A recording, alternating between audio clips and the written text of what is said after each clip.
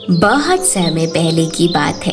किशनपुर गांव के सभी लोग हंसी खुशी से रह रहे थे। उस गांव के सभी लोग बहुत गरीब थे, परंतु फिर भी वह 2 वक्त की नमक रोटी के साथ खुशी खुशी रह रहे थे। उसी गांव के जंगल में एक अप्सरा नाम की नागिन रहती थी। अप्सरा परी नागलोक छोड़कर पृथ्वी पर पृथ्वीवासियों की मदद करने के लिए आई थी। वह जब भी किसी को मुसीबत में देखती तो उसकी मदद करने पहुंच जाया करती थी। अप्सरा नागिन जंगल में एक पेड़ के नीचे रहा करती थी और सदैव लोगों के भले की सोचती थी। इस पृथ्वी पर कितने लोग मदद चाहते हैं, कितनों को तो 2 वक्त की रोटी भी नसीब नहीं होती। लोगों के पास मुसीबतें ही मुसीबतें हैं। मैं कुछ ऐसा करना चाहती हूँ जिससे मैं सभी की मुसीबतें दूर कर सकूं और सभी लोग हंसी खुशी के साथ मिलकर रहने लगे। किसी को दुख ना हो और ना ही कोई अकारण मृत्यु को प्राप्त हो। अप्सरा नागिन सभी के बारे में सोचते हुए जंगल में तपस्या करने लगती है और नागलोक के राजा को खुश करने की कोशिश करती है। ओम ह्रीम क्लीम नागलोक नमः, अंतर मंतर जंतर नागलोक मस्त कलंदर, हीम क्लीम गरीबी हटाओ, सुपर पावर सामने आओ, नागमणि गरीबी हटाओ, नागमणि नमः, आबरा का डाबरा नागलोक के राजा को नमः। अप्सरा नागिन कई दिनों तक तपस्या करती है और एक दिन नागलोक के राजा उसकी तपस्या से प्रसन्न होकर उसके सामने प्रकट हो जाते हैं। आंखें खोलो अप्सरा नागिन, मैं तुम्हारी तपस्या से प्रसन्न हुआ हूँ। मांगो, मैं तुम्हारी कोई भी इच्छा पूरी कर सकता हूँ। तुम्हें क्या दुख तकलीफ है, मुझे बताओ, मैं तुम्हारे दुखों का निवारण करूँगा। नागलोक के राजा श्री नागेश को मेरा प्रणाम। महाराज, मैं गरीबों के लिए कुछ करना चाहती हूँ। आपको तो पता ही है, मैंने इन पृथ्वीवासियों के लिए नागलोक त्याग दिया था, परंतु आज भी इतने वर्षों बाद भी पृथ्वी लोक पर लोग खुश नहीं हैं। अभी भी कई घरों में लोग भूखे सोते हैं, तो कोई अपनी बीमारियों से परेशान है। उनके पास इलाज के लिए पैसे भी नहीं हैं। आजकल के युवा बेरोजगार हैं, जिस कारण पृथ्वी पर चोरी डकैती जैसी असामाजिक घटनाएं बढ़ गई है। ठीक है अप्सरा नागिन, मैं तुम्हें कोई भी एक वरदान दे सकता हूँ। मांगो, क्या मांगती हो? महाराज, मैं सभी गरीबों की मदद करना चाहती हूँ। मुझे कुछ ऐसा वरदान दीजिए जिससे मैं इनकी मदद कर सकूं। ठीक है, तो तुम्हारे पीछे जो यह पेड़ है, यह सोने के पेड़ में बदल जाएगा। इसकी मदद से तुम पृथ्वी पर गरीबी कम कर सकती हो और लोगों की मदद कर सकती हो। और साथ ही साथ में तुम्हें वरदान देता हूँ कि तुम जो कोई भी मुसीबत में होगा उसे देख पाओगी और इसके सामने प्रकट हो जाओगी।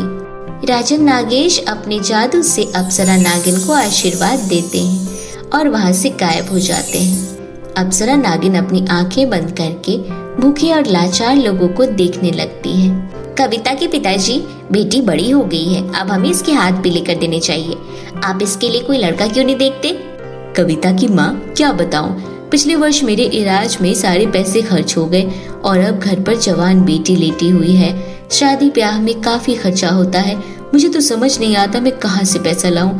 जिस भी घर में शादी की बात चला रहा हूँ, लोग दहेज मांगते हैं। सेठ के पास पहले ही हमारे खेत के कागजात गिरवी रखे हैं। पता नहीं कैसे होगा।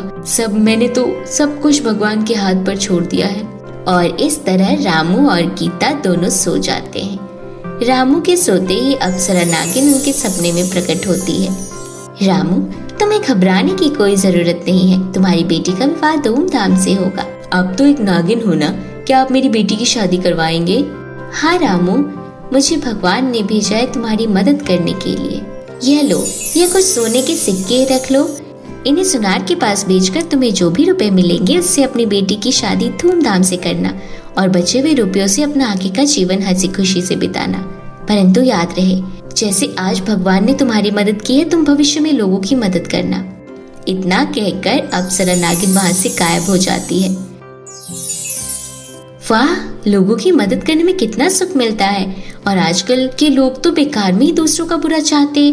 आजकल का समाज अपनी दुख से ज्यादा दूसरे की खुशी से दुखी होता है। अब जरा देखती हूँ कौन कौन परेशान है। अप्सरा नागिन फिर से आंखें बंद कर लेती है। अप्सरा नागिन देखती है कि एक आदमी मेडिकल स्टोर के बाहर खड़े होकर जोर जोर से रो रहा है। हे भगवान, मेरे पास कुछ रुपए कम पड़ रहे हैं अपनी बीवी की दवाई लेने के लिए, और यह मेडिकल स्टोर वाला उधार देने को भी तैयार नहीं है। अगर मेरी बीवी को टाइम से दवाई नहीं मिली तो वह मर जाएगी और उसके गर्भ में पल रहा मेरा बच्चा भी पृथ्वी पर आने से पहले ही स्वर्ग सिधार जाएगा। अप्सरा नागिन उस आदमी का दुख देखकर उसके सामने एक आम स्त्री के रूप में प्रकट हो जाती है। तुम्हें चिंता करने की कोई जरूरत नहीं, मैं तुम्हारी मदद करना चाहती हूँ। आप कौन हैं? आप तो मुझे जानती भी नहीं है, फिर आप मेरी मदद क्यों करना चाहती हैं? मैं एक मुसाफिर हूँ और मुझे लोगों की मदद करना अच्छा लगता है। यह लो, यह कुछ सोने के सिक्के रख लो, इनकी मदद से तुम्हारी बीमार पत्नी के लिए दवाई और कुछ खाने का सामान ले आना। और याद रहे, किसी भी जरूरतमंद की मदद करने से बड़ा पुण्य और कुछ नहीं। तुम्हें जब कभी भी किसी जरूरतमंद की मदद करने का मौका मिले तो अपने सामर्थ्य के अनुसार मदद करने की कोशिश करना, इससे तुम्हारी और भी तरक्की होगी। जी मैडम, मैं कोशिश करूँगा। आदमी वह सोने के सिक्के लेकर चला जाता है। इसी तरह अप्सरा नागिन किसी न किसी रूप में रोजाना लोगों की मदद करती और उन्हें दान पूर्ण करने की शिक्षा देती। इस तरह दिन निकल रहे थे। एक दिन अप्सरा नागिन पेड़ के नीचे बैठकर ध्यान कर रही होती है, परंतु उसे कोई भी जरूरतमंद और बेसहारा नहीं दिखाई देता। आज तो बहुत देर हो गई, मुझे कोई गरीब और जरूरतमंद नहीं दिखाई दिया। लगता है सभी लोगों की जरूरतें खत्म हो गई और वो एक दूसरे की सहायता मिलजुल कर करना चाहते हैं। अप्सरा नागिन अपना भेष बदलकर पैदल ही गांव में घूमने निकल जाती है कि तभी उसके सामने एक अजीब सी घटना होती है। भाई साहब, मैं दूर गांव से आई हूँ और मुझे एक काम की तलाश थी। मेरे पति अक्सर बीमार रहते हैं, क्या इस गांव में मुझे कोई काम मिलेगा? क्यों नहीं बहन जी, पहले आप चलकर थोड़ा विश्राम कर लीजिए। इस गांव के सभी लोग एक दूसरे की मदद करते हैं और आपको यहाँ बहुत काम मिल जाएगा। चलिए मेरे घर चलकर थोड़ा सा पानी पी लीजिए। यह देखकर अप्सरा नागिन को संतुष्टि मिलती है कि वाकई में इस गांव के लोग अब मिलजुल कर रहने लगे हैं। फिर भी वो अपनी संतुष्टि के लिए एक परीक्षा लेती है और एक आम स्त्री का भेष बनाकर एक आदमी के घर पहुंचती है। बचाओ, मुझे बचाओ, वह चोर मेरा पर्स लेकर भाग गया है। उसमें मेरे पूरे 10,000 रुपए थे। मैं तो लुट गई, बर्बाद हो गई। गांव वालों, कोई आकर मेरा न्याय करो।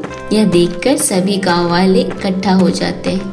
बहन जी, अगर आपको कुछ रुपयों की जरूरत है तो हम सभी गांव वाले इकट्ठा करके दे देंगे, परंतु कृपया हमारे गांव पर चोरी का इल्जाम न लगाएं और इस गांव में ऐसा कोई नहीं है जो आपके रुपए चुराएगा। इस गांव के लोग आपसे मदद और भाईचारे के साथ रहते हैं। यहाँ के दरवाजे पर कभी ताला नहीं लगता और न ही आज तक किसी की कोई चोरी पकड़ी गई है।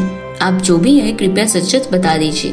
अप्सरा नागिन उस आदमी की बातें सुनकर अपने असली रूप में आ जाती है और कहती है, मैं अप्सरा नागिन हूँ और आज मेरा पृथ्वी पर आने का मकसद यह हुआ। आप लोगों में से इस तरह भाईचारे की भावना देखकर मुझे बहुत खुशी हुई। जिस तरह आज यह गांव प्रेम और निस्वार्थ के साथ भरा हुआ है, ऐसे ही हमारा पूरा देश शांति और प्रेम के साथ रह सकता है। बस इसके लिए हमें अपने दोस्तों, रिश्तेदारों की मदद करना सीखना होगा। इतना कहकर अप्सरा नागिन वहाँ से गायब हो जाती है। गांव वाले अप्सरा नागिन की बातें सुनकर बहुत खुश होते हैं और एक साथ हंसी खुशी से रहने लगते हैं। तो मेरे प्यारे दोस्तों, इस कहानी से हमें यह शिक्षा मिलती है कि हमें सदैव दूसरों की मदद करनी चाहिए, क्योंकि जीवन में कभी न कभी हमें भी दूसरों की मदद की आवश्यकता पड़ सकती है।